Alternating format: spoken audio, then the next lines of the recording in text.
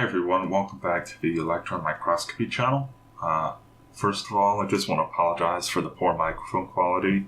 My microphone broke recently, so I'm using the one installed on my computer, on my laptop. So first, I just want to apologize for that. Secondly, I'd also like to apologize to the individual in the comments who I hearted their comment and said that I would do it. It was for a CD and DVD. That was my original intention, but I couldn't get my hands on a CD or DVD, so we're stuck with a Dandelion, which actually turned out pretty cool, but that's what you get. And finally, again, please give this video a like, share it around, etc. My goal for this channel is to get popular just so that other people can be in the position that I would have liked to be, because I'm really interested in things like this. So if I had access to an electron microscopy channel on YouTube, and I didn't have access to the machine like I am so lucky to have, I would have appreciated to know about this. But the only way that I would have known about it is if the algorithm came around. So, again, do what you can. Thanks. Thanks for checking out my newest video. Welcome to my channel again. You can see I brought up the interface, and in the beginning I've just, on the right there, you can see I've loaded up my Dandelion. I put it on the stub. I can't actually have it facing completely flat because it's too large for the area that we have allotted. So it's tilted on its side, and you'll notice this more as we look at it in the future. I adjust the height of the sample because the farther away you are from it, the lower magnification you're able to get. So you can see in the right there, that z-axis thing, I just put it from 5 to 25. And the higher that number is, the lower magnification you can get. And you want a lower magnification so that you can see the entirety of what you're looking at and get your bearings. At this point, I'm really just trying to move around, figure out where I want to look, and then once I figure that out, I'm trying to focus the image and get the brightness and contrast the best they can be. So currently the image is really fuzzy, we're really out of focus, and I'm using the focus knob on the machine to change that. And then I'm also using the brightness and contrast button to stop the image from going dark like you see here, because that's not attractive to look at.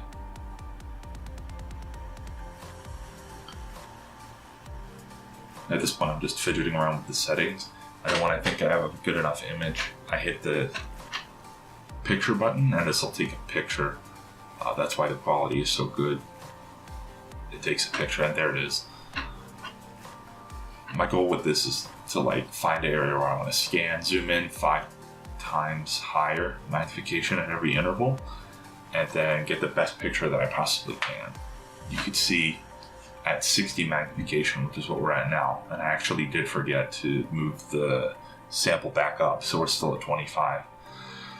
But at 60 magnification, you can start to see some of the little ridges and bumps in the stem of the dandelion. This is still the bottom part, that bottom green part. You'll also notice, this is really cool, that as you're scanning, you can see some of those little circular things start to pop because of the electrons that you're bombarding it with, whether it's because it gets too hot or, I don't really know. But those chasms there, they really weren't there before. It was all bubbles and circular surface. You can see on the right there the image of the dandelion. That red plus is where we're looking right now. So we're looking at the grass part, that bottom grass part. I just plucked this up out from the ground. It's not a special one at all, but so we're looking at that, and then we'll look at the petal, and then we'll look at the pollen. And that pollen's really cool on these. You can see the quality's not that great, and this is because of the vacuum that we're using. So because it's an organic sample, I have to use a low vacuum, which means that there's more air in there, and the more air that there is, the less high quality your image is capable of getting. You have to scan more slowly in order to get enough signal back. And here I mean, in the background you can see the pollen, we'll look at that later, but here I'm looking at the petals. So, I mean, you can see again with the white plus on the right side, we're on one of the little petals. And you can vaguely make out the structure, but when I zoom in next time, you'll be able to see that much more clearly. So I just slowed down the scan speed, which made that graininess go away because it means you're spending more time per unit area on the sample. And so then I take a picture, and I mean, you can see the picture made everything so much clearer. Came out really well. And then you'll see a few little spheres there. Those are actually the pollen from the dandelions. So these little guys are what you can blame when your nose starts acting up in the spring.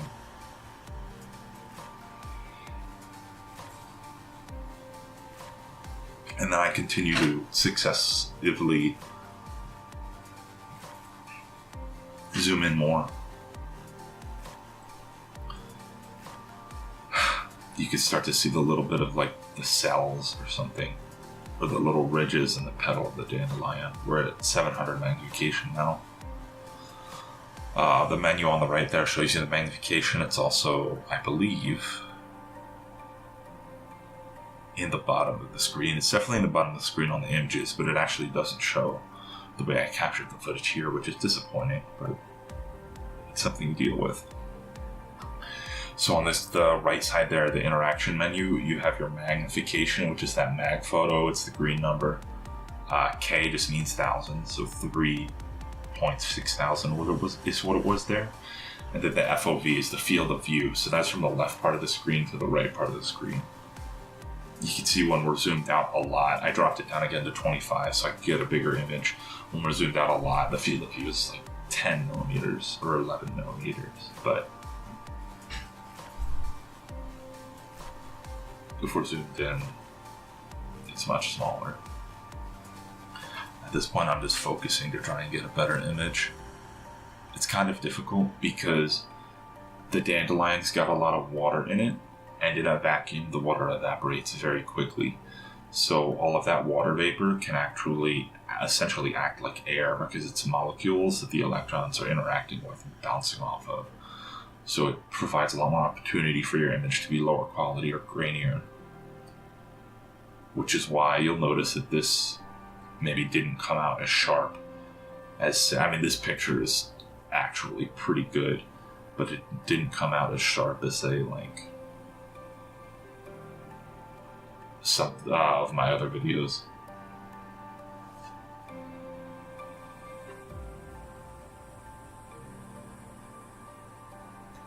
So we finished with the stem at this point, the green bottom part, and we finished with the petal. So now I'm moving to the pollen, which really looks menacing, and it's super cool on these dandelions.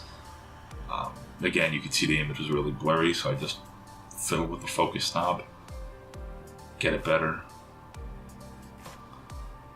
The image is a little dark, so I'm probably gonna hit the brightness and contrast button. Maybe not.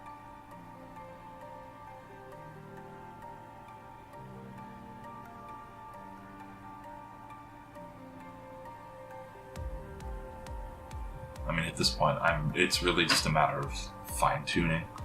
You gotta get everything in focus. And then try not to mess everything up. So at this point, I think I've got pretty good focus. So I took an image, and then I'll bring it up later. There you go. Again, the graininess, not my best feature, not my best work, but it was easily accessible, and I think it's pretty interesting. Now here's where things really get interesting. So you zoom in here and you can see really like incredible structure in these dandelion pollen areas. The actual balls, like the little spheres there, those are the dandelion pollen. And we'll zoom closer later, but they look really spiky and almost like the final boss of a video game.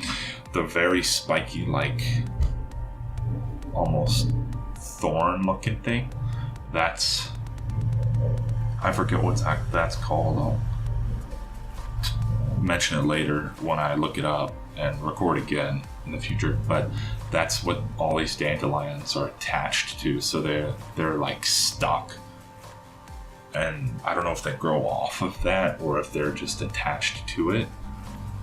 But they're stuck in the little crevices in between the thorns of that part of the dandelion. And you'll notice that once I start to zoom in really close, the pollen grains, they light up really bright, and that's because they're charging up. So, I mean, you essentially think about it like rubbing a balloon on your hair. If you rub a balloon on your hair, it charges up. Now, granted, that's static electricity, and this is because we're just depositing electrons on the sample as we're looking at it, but it's sort of the same thing. So, electrons get deposited on your hair or on the balloon, I forget which one, and then that makes it accumulate a negative charge. But if the thing you're looking at it with also has a negative charge, the charge on the sample can mess with the beam, so you'll get this really gross looking distortion. And so what I just did to counteract that is if you look on the right menu, I went and hit that KV button and I turned it from 5 to 3. So now it's at 3 kilovolts of accelerating voltage, which is just essentially how fast the electrons are moving. It controls how much energy they've got. And lowering that number will help with the charging. So you can see we're zoomed in essentially even a bit more than we were before, but the dandelion pollen, the pollen grains, aren't that bright. They're not charging up like they were before.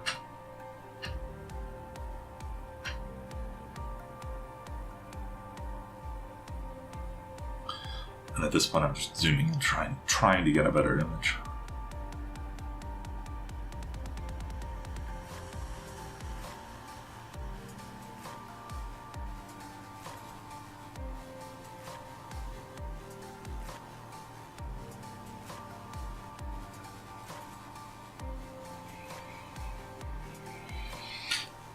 So again, I mean, put what you want me to look at in the comments. I may not look at it, but it's either because, I mean, again, I'm at university, so being in college, I have limited access to things. But somebody last time put in the bacterial biofilm, which I think is really cool, but I don't really have access to an aquarium right now. They also put in like the world's largest bacteria, which again is really entertaining, but I don't know that I could feasibly look at something like that. But that by no means that I'm ignoring your comments. It's just sometimes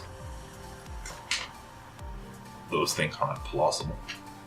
So here I just took a really cool image of the background with the one that we were looking at in the foreground. It's really interesting.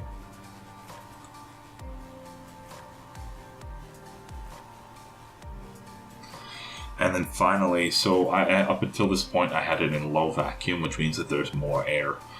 And I did that because the water comes off of the dandelion, which can really mess with the high vacuum. If there's too many molecules on the high vacuum setting, the machine will shut down because it thinks there's a leak. But because I've had it on low vacuum for long enough, I think most of the water has come out of the dandelion. So at this point, I put it on high vacuum, and high vacuum allows you to do the real-time imaging, which is essentially live video, what you're looking at, and I think that's the most interesting. What you see here, I panned over to the left, and this is what you see when the dandelions turn white. So those little strands are actually the white part of the dandelion, and you'll see like it's toward the bottom part because the dandelion hasn't compressed and turned. I don't know if you've seen like a dandelion time lapse turning from yellow to white, but it's really interesting. Like all the petals compress, and that white part goes up and turns out. So that's what we were looking at before. And then these are the little cells in the petal of the dandelion. And that's just a bunch of pollen that got stuck there for whatever reason. But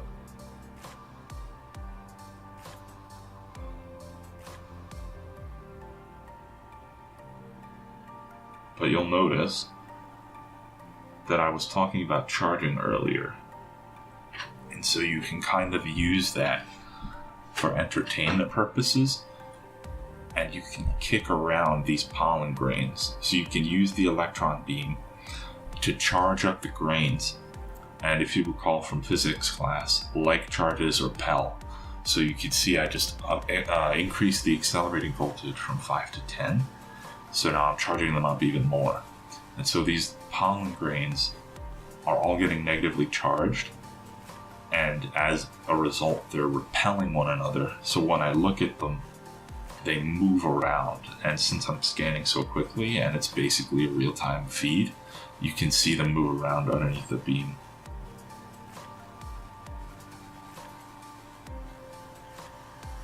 Because they have so many little sharp points, they hold charge really well. So that's why you see the pollen spheres getting very bright, but the bigger thorny things where they are held, they don't charge up that much.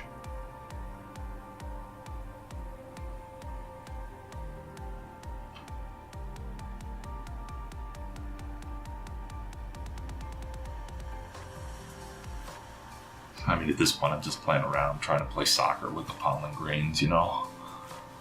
Pretty entertaining.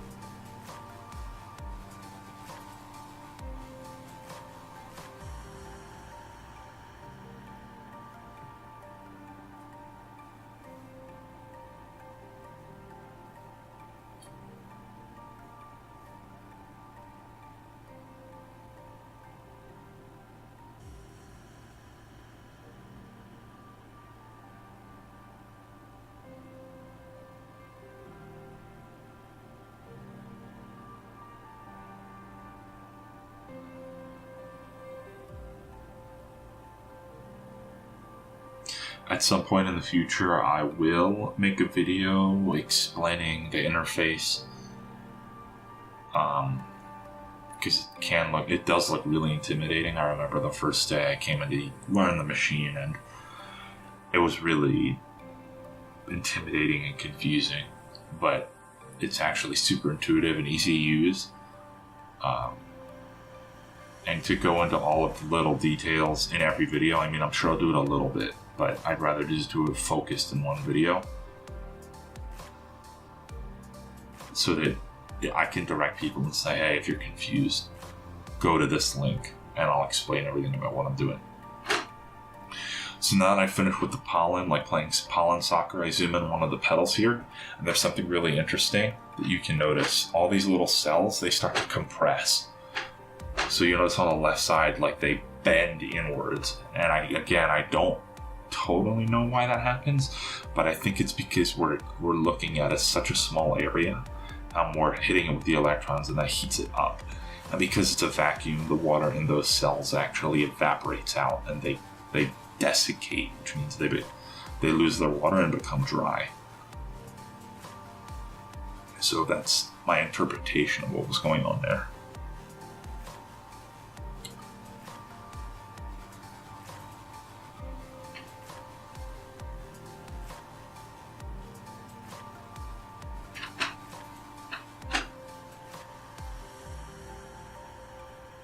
Again, I'm just looking around, having a little fun, kicking around the pollen grains. You know, it's payback for all the allergies they cause everybody. I'm lucky enough not to have any allergies, but you watching this, you probably have some. So, I served those pollens. I gave them the taste of their own medicine, Hit them real good with those electrons. What am I saying? Alright, so I'm just looking at the end here. This is the end part. You can see again because of the red plus. Not too different, but I wanted to check and make sure. And that's the video. So again, thanks for checking out my channel. If you have any comments, leave them in the description. I'll try and put whatever the thing is that holds the dandelion pollen, I'll put that in the description. And I will see you in the next video.